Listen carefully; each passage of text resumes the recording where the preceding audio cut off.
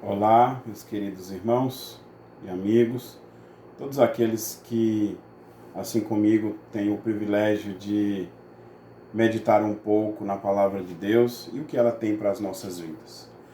Bem, hoje nós temos a oportunidade de mais uma vez refletir sobre a vontade de Deus e a sua palavra. Em outras palavras, a vontade de Deus e a sua própria palavra é uma coisa só.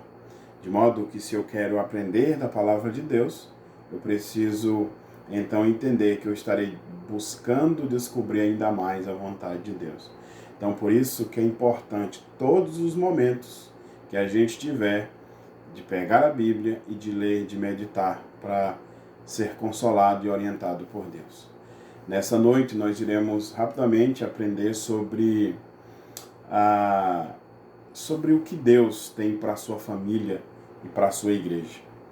Ou seja, o que é que Deus tem para a nossa família, que pertence a Ele, e o que Deus quer da nossa igreja, que também é dele. E o tema que eu queria falar com vocês hoje é sobre comunhão na igreja e na família.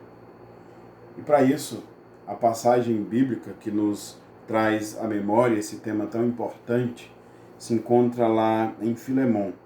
Filemon, versos de 4 a 7, que diz assim: Dou graças ao meu Deus, lembrando-me sempre de ti nas minhas orações, estando ciente do teu amor e da fé que tens para com o Senhor Jesus e todos os santos, para que a comunhão da tua fé se torne eficiente no pleno conhecimento de todo o bem que há em nós para com Cristo.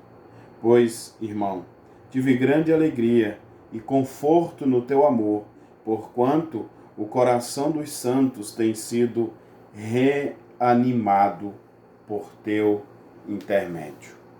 Paulo se dirige a Filemon, e ele, ao se dirigir a Filemon, ele então usa aqui uma linguagem que reflete algo precioso nas nossas vidas.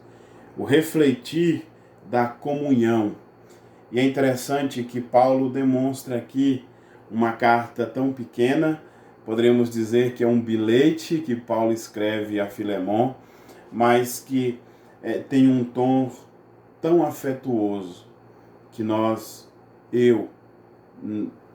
corremos o risco de perder com aqueles a quem nós amamos.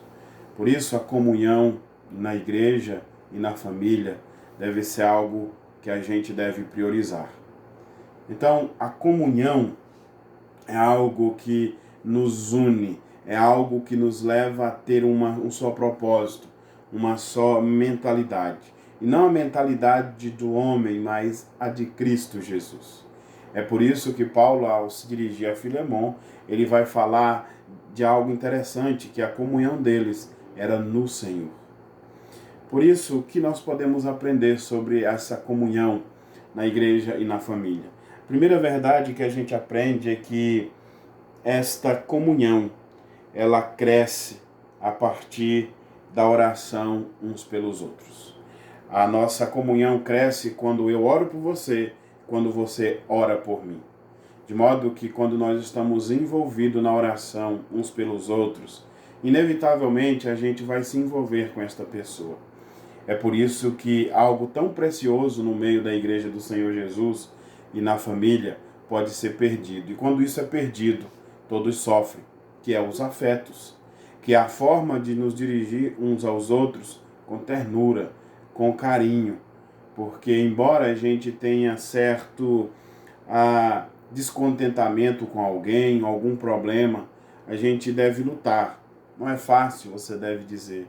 E eu reconheço. Não é fácil, mas os afetos não podem perder.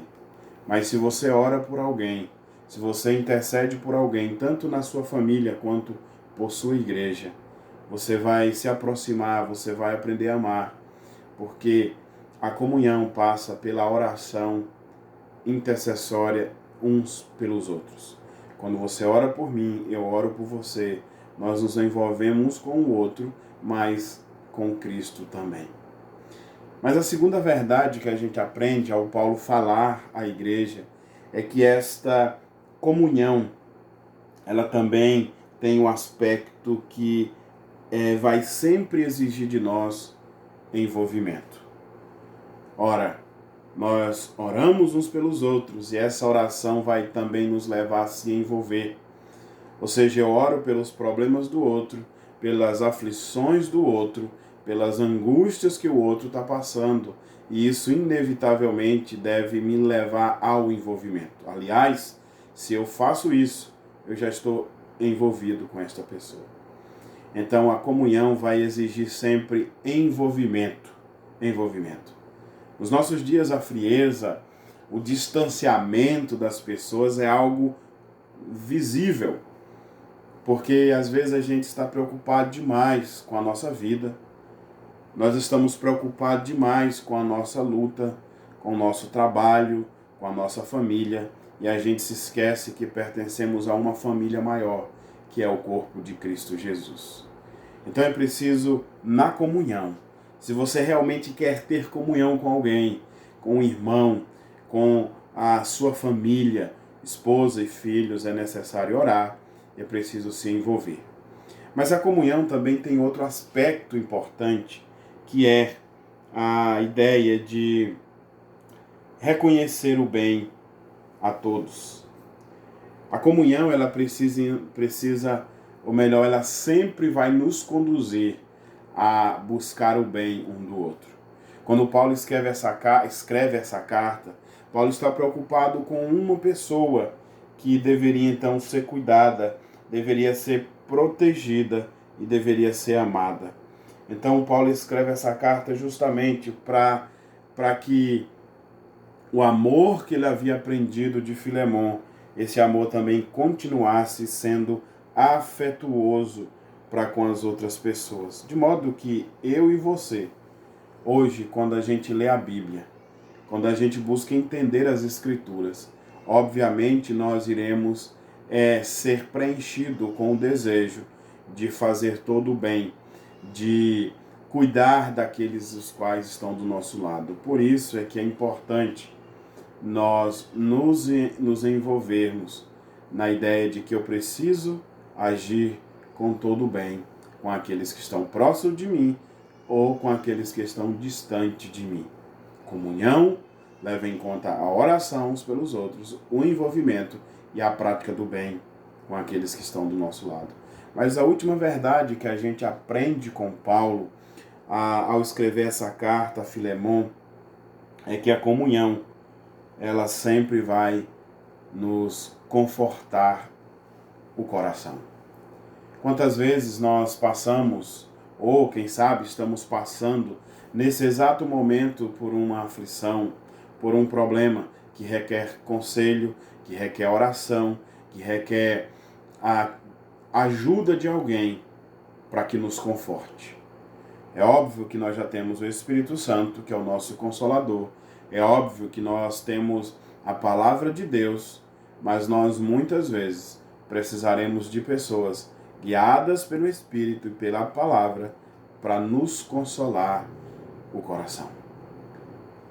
É óbvio que eu não sei como está o seu coração nesse instante, mas sei que o caminho para buscar esse consolo e essa esperança é justamente na família e também na igreja. Se você tem, por algum motivo, tem se esquecido da igreja e não tem buscado comunhão nem na família e muito menos na igreja, Jesus Cristo quer, de alguma forma, te dizer que este é o momento. Essa palavra quer te chamar a essa responsabilidade. Porque muitas pessoas dizem: eu não preciso da igreja para ter uma vida com Cristo. Mas não se esqueça que a Bíblia diz que a igreja é a noiva de Cristo. E se Cristo ele se relaciona com a sua igreja, ele então quer se relacionar com a gente por meio da sua igreja. Aliás, foi esse o propósito dele ao nos chamar, foi para vivermos como igreja, como comunidade. A conclusão que a gente chega é que em Cristo Jesus nós temos o maior de todos os exemplos sobre comunhão. Nós vemos o papel da Trindade, o Pai, o Filho e o Espírito Santo sendo um só e nos chamando a ser um, assim como Ele é um com o Pai.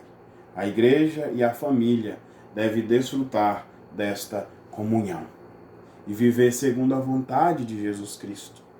Por isso, não se esqueça que você deve orar pela sua família. Não se esqueça que você deve interceder pela sua família. Não se esqueça de também orar por aqueles que precisam e que de alguma forma faz parte da sua família ou da sua igreja. Precisamos nos envolver na questão de buscar comunhão. Que Cristo nos abençoe e que o Senhor Jesus te fortaleça hoje e sempre. Vamos orar? Senhor Jesus, traz o teu consolo e que possamos viver na busca da comunhão, quer seja na igreja, quer seja na família. Que o Espírito Santo e a tua palavra traga consolo às nossas vidas. Em nome de Jesus. Amém.